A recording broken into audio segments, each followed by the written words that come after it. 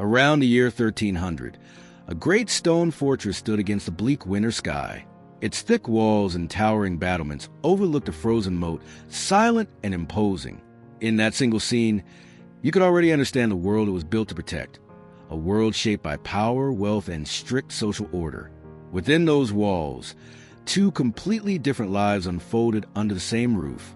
High above, in warm private chambers, the lord of the castle wrapped himself in fur-lined wool and stretched his hands toward a roaring fire fueled by oak and beech.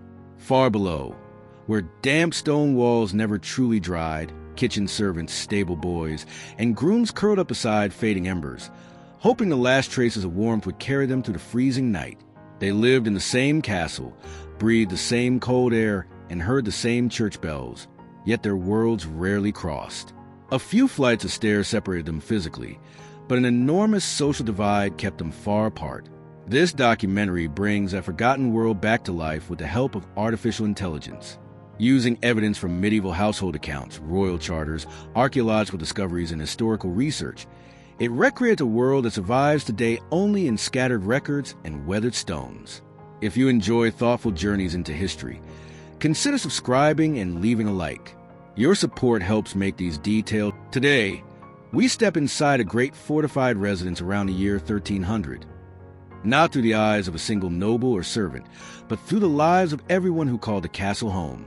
The year itself is important. In England, the throne was occupied by Edward I, who had ruled since 1272 and would continue until 1307, remembered as a formidable warrior king. He led campaigns in Wales and Scotland and oversaw the construction of some of the most impressive stone castles ever built along the Welsh border. Across the English Channel, France was ruled by Philip IV, better known as Philip the Fair. Since taking the throne in 1285, he had steadily strengthened royal authority, limiting the power of feudal lords and bringing more of their traditional privileges under control of the crown. Between these two kingdoms stretched the lands of powerful barons, counts, and noble families. Here, the medieval castle had evolved into something far more than a fortress. It served as both a powerful military stronghold and a bustling household, where every room, staircase, and corridor reflected a carefully ordered hierarchy. The higher you climbed, the greater your status. By 1300, the design of these castles had become remarkably sophisticated.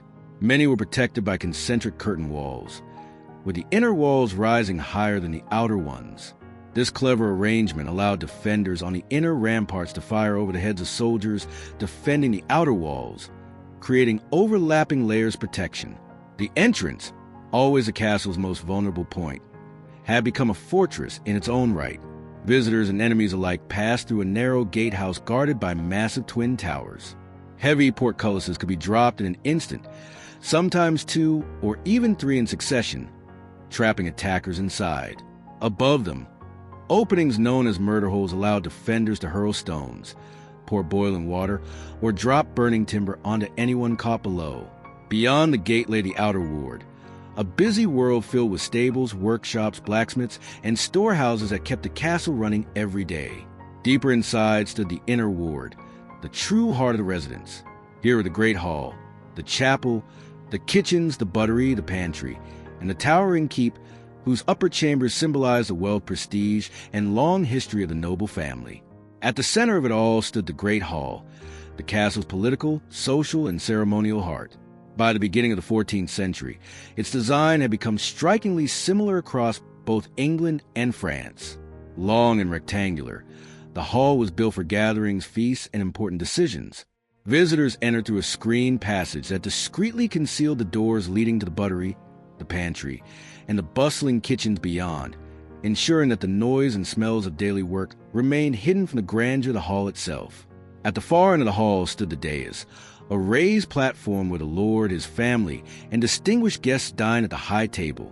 Below them, long wooden trestle tables stretched the length of the room, filled with knights, servants, and retainers. Every seat had its place, and every place reflected a person's rank. The closer you sat to the dais, the greater your status. These great halls were built on an impressive scale. In a large baronial household around the year 1300, anywhere from 50 to 150 people might gather for the day's main meal. A castle was much more than the home of a noble family. It was a thriving community. Cooks prepared endless meals. Grooms cared for horses. Carpenters and masons repaired the buildings. Falconers trained hunting birds. Musicians entertained the household, while knights, archers, and crossbowmen stood ready to defend it. Yet despite their grandeur, these halls could be bitterly cold. Thick limestone walls, sometimes several feet deep, absorbed the chill of winter and slowly released it back into the rooms. Tall, narrow windows admitted precious daylight, but they also let in icy drafts. Most were still covered only by heavy wooden shutters. Glass windows were beginning to appear, but only in the castle's finest rooms. The Lord's private solar, the chapel, and occasionally the upper part of the Great Hall. Glass was expensive, difficult to transport, and easily broken, making it a luxury reserved for the wealthiest households. Even then, the windows were made of small panes held together by strips of lead. In rooms without glass, wooden shutters and sheets of oilcloth were used to keep out the wind, rain, and even curious birds. To fight the relentless cold, great fires burned throughout the winter. Older halls relied on a large central hearth, while newer castles increasingly featured enormous fireplaces built into the walls. Fires fueled by oak and beech consumed astonishing amounts of wood. Cart after cart arrived from the Lord's forest, and records from medieval banquets describe preparations involving thousands of cartloads of seasoned firewood, along with vast stores of charcoal for major celebrations. Warmth, however, came from more than just fire. Medieval castles developed their own quiet strategies for surviving the cold. Richly woven tapestries covered the stone walls, adding beauty while trapping precious heat that would otherwise disappear into the masonry.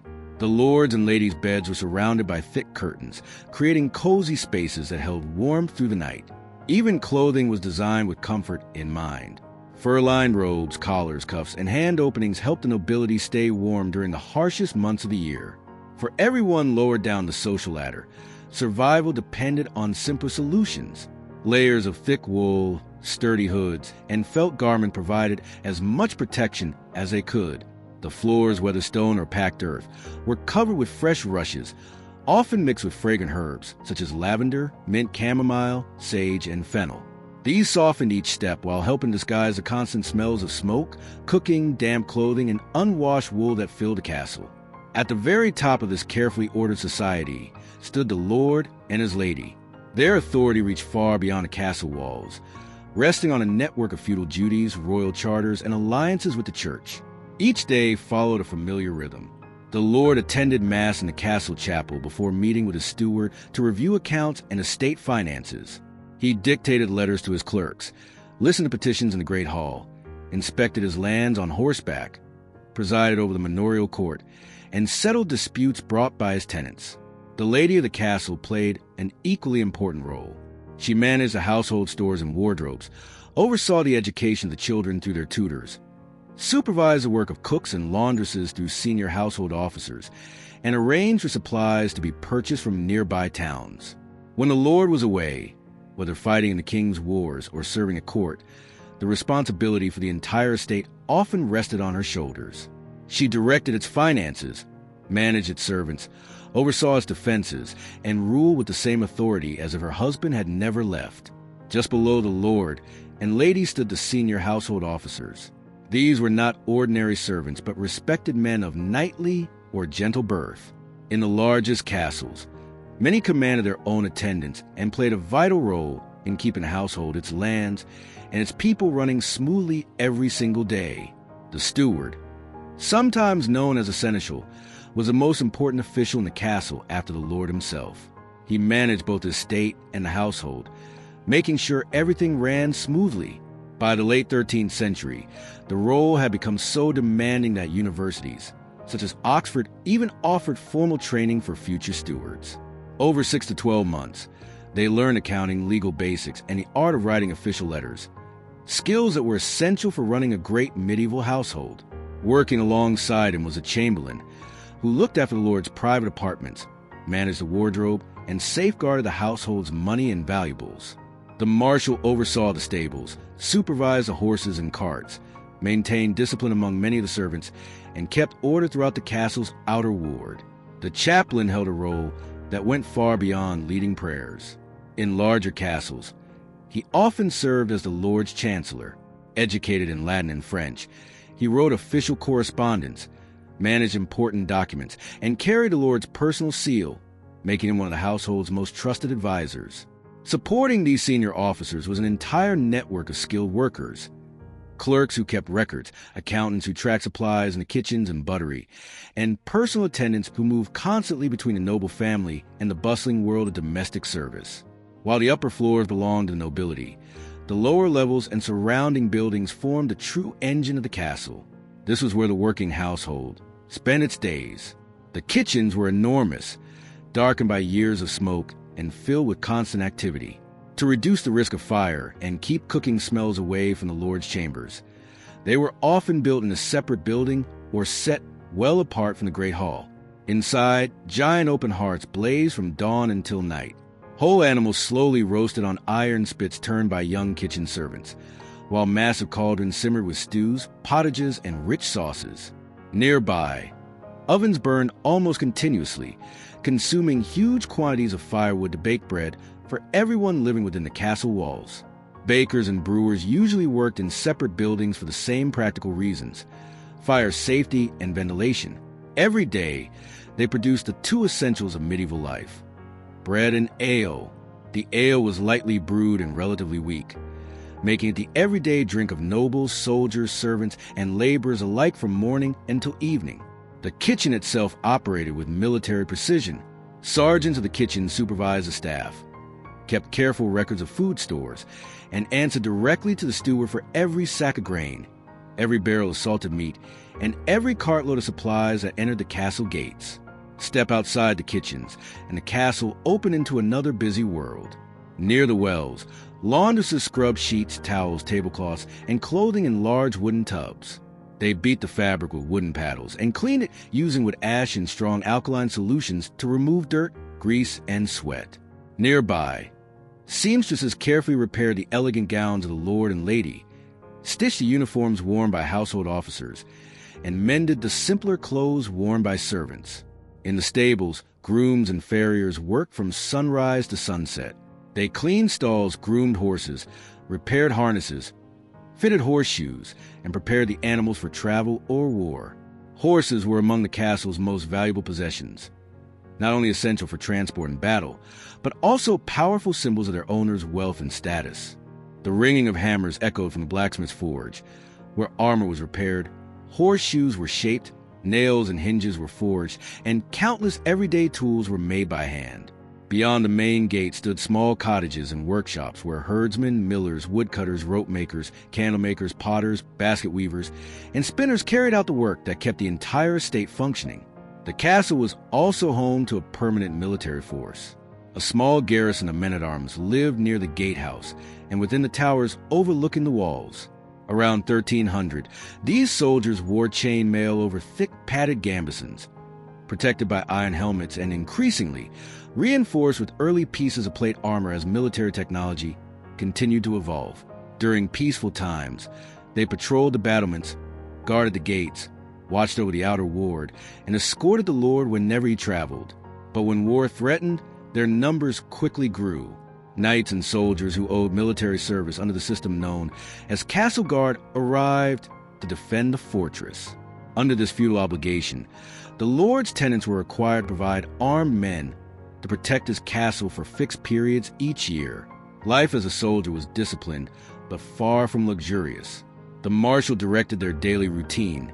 They ate meals prepared in the same kitchens as everyone else, and their sleeping quarters were only slightly more comfortable than those of the servants. Strict discipline governed every corner of the castle. Whether in the kitchens, laundries, stables, or guardrooms, experienced sergeants and yeomen supervised younger workers and apprentices, while the steward remained responsible for the entire household.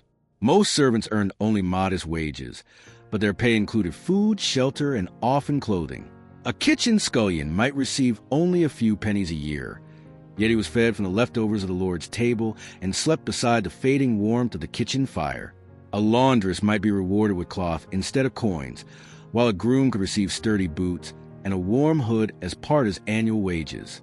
At the very bottom of the household hierarchy were the unfree servants, who worked in the cellars, brew houses, and other demanding areas of the castle. Their lives closely resembled those of the villains who labored on the surrounding estate. Beyond the towering stone walls stretched the manor itself, a patchwork of fields, meadows, woodlands, and villages. It was here that the people who truly sustained the castle lived and worked. Around the year 1300, most men and women farming the lands of an English or French lord were villains. They were legally bound to the land and required to work several days each week on the lord's own fields, known as the domain. On top of that, they had to surrender part of the harvest on their own small plots as rent, ensuring that the castle's granaries, kitchens, and storehouses remained full throughout the year. The records left behind from medieval England and France reveal just how carefully this system was organized.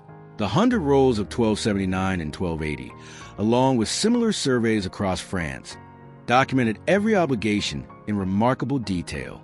On many English estates during the early 14th century, the labor and rents provided by villains made up more than half of a lord's income. On one manor in Wiltshire in 1315, for example, villain families paid not only a fixed sum of money, but also several days of labor each week. Every year, they were expected to provide 3 hens and to share their grain harvest. Free tenants enjoyed greater independence, paying mainly in money and performing fewer services, while serfs, at the very bottom of society, possessed almost no legal rights in the lord's court. Everything that kept the castle alive came from this countryside.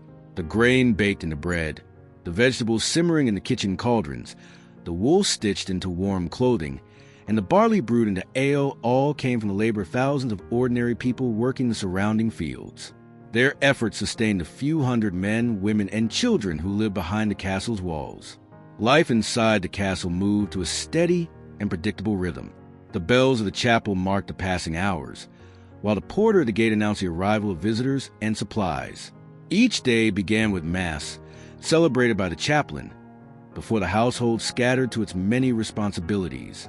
Meals were served twice a day, usually in the late morning and again toward evening. Once again, the Great Hall became a reflection of medieval society itself, as everyone took their assigned place according to rank. Between meals, the castle never truly rested. The steward reviewed accounts and estate records, the marshal inspected the stables and the horses, and the chaplain quietly drafted letters and official documents from a small office beside the chapel. Around them, servants moved endlessly between the kitchens, laundry, brewhouse, storehouses, and wells, keeping the household running with practiced efficiency. Meanwhile, life in the lord's private apartments followed a quieter pace. In the family's solar, noble women spent hours sewing, embroidering, reading beautifully illustrated books of hours, and overseeing the education of their children, who learned Latin, French, and the manners expected of the medieval nobility. Yet no amount of wealth could protect anyone from the dangers of medieval life. Death was a constant presence. Infant mortality was painfully common. Childbirth remained one of life's greatest risks, and disease spread easily through every level of society. Winter illnesses, summer fevers, accidents, and the hardships of war meant that funerals were a familiar part of castle life, and the chapel's burial records were rarely empty. For those fortunate enough to survive childhood, life was still relatively short. Historians estimate that members of the upper classes who reached adulthood often lived only into their mid-30s or early 40s, though this varied from region to region and depended greatly on fortune and circumstance. Even the castle sanitation reflected its practical design. Medieval toilets, known as garderobes, were cleverly built into the thickness of the stone walls. Small chambers projected from towers or outer walls, allowing waste to fall through narrow shafts onto ground below or into the surrounding moat. Large castles could contain surprisingly large numbers of these facilities. By the late 14th century, for example, Bodiam Castle in England featured nearly 30 garderobes built directly into its walls, showing how important sanitation had become in major fortresses. Fresh water was just as essential as strong walls. Deep wells inside the inner ward provided a dependable supply, while rainwater collected from rooftops was stored in large cisterns. During a siege, these sources of water became the castle's lifeline, carefully guarded because no fortress could survive long without them. In the end, life inside a medieval castle was defined by extraordinary contrasts. In the upper chambers, richly embroidered cushions, colorful tapestries, and blazing fireplaces surrounded the noble family with warmth and comfort. Fur-lined robes brushed softly across polished floors, worn by men and women whose privilege came through birth, inheritance, or marriage. Just a few flights of stairs below, life felt completely different. Damp stone corridors carried the lingering smell of smoke, grease, damp wool, and hard work. Kitchen sergeants barked orders at exhausted scullions. Laundresses stood for hours with their arms plunged into steaming tubs of lye. Stable grooms climbed into their lofts above the horses, relying on the animals' body heat to make cold winter nights a little more bearable. And beyond the castle gates, across the fields and villages of the manor, the villains continued their daily labor, producing the food, fuel, and materials that kept the entire household alive. Within the same walls, wealth and hardship, comfort and struggle, authority and service all existed side by side. Only a handful of stone staircases separated these worlds, yet the social distance between them was immense. Imagine standing at the window of a castle tower on a gray winter morning around the year 1300. From one direction comes a quiet chant of the chaplain, singing the morning office of prime in the chapel. From another comes the steady thud of a baker's wooden paddle, sliding loaves into a blazing oven. Those two sounds, one sacred, one ordinary, captured the very heart of medieval castle life. Together, they told the story of a world built on faith, duty, labor, and an unshakable social order.